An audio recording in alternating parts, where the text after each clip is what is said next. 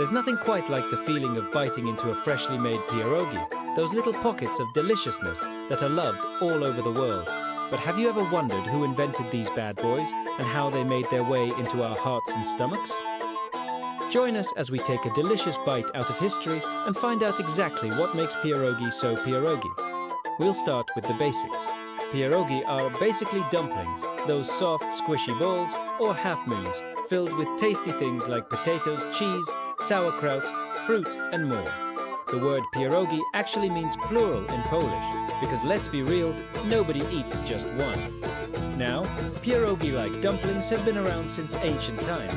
Some say they traveled the Silk Road from China to Eastern Europe, while others credit Saint Hyacinth of Poland for bringing them back from his trip to the Holy Land in the 13th century. Legend has it that he was so impressed by the Arab dish that he wanted to share it with his fellow Poles. Regardless of how they arrived, by the 1600s, pierogi were officially Polish royalty. They were served up during important religious holidays like Easter and Christmas, as well as at weddings and funerals. Yes, you heard that right, funerals. In Eastern European culture, pierogi were a symbol of comfort, a way to bring people together during tough times. And what's more comforting than a plate of hot, cheesy dumplings? Nothing, that's what. In the 19th and 20th centuries, Polish immigrants brought their beloved pierogi across the globe, especially to the United States and Canada. In places like Chicago, Pittsburgh and Toronto, pierogi became a staple of working-class families. They were a quick, easy and cheap meal that could be made with simple ingredients and served up family style. Of course, they didn't stay humble for long. By the 20th century, pierogi had gone mainstream. You could find them at county fairs, amusement parks and restaurants. And yes, even on a stick.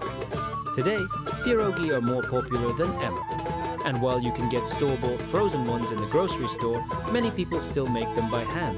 It's a labor of love that's passed down from generation to generation, a way to connect with your heritage and create new memories while you're eating carbs. So the next time you dig into a plate of pierogi, take a moment to appreciate their rich history and the people who kept the tradition alive. And if you're lucky enough to have a babcia who can make 50 perfect pierogi in less than an hour, well, you're truly blessed. Just don't forget to save room for dessert. After all, there's nothing like a sweet fruit pierogi for a perfect ending. And with that, we've reached the end of our pierogi journey. But don't worry, this isn't goodbye. There's plenty more history to explore. So be sure to subscribe and join us next time as we uncover more amazing stories from the past.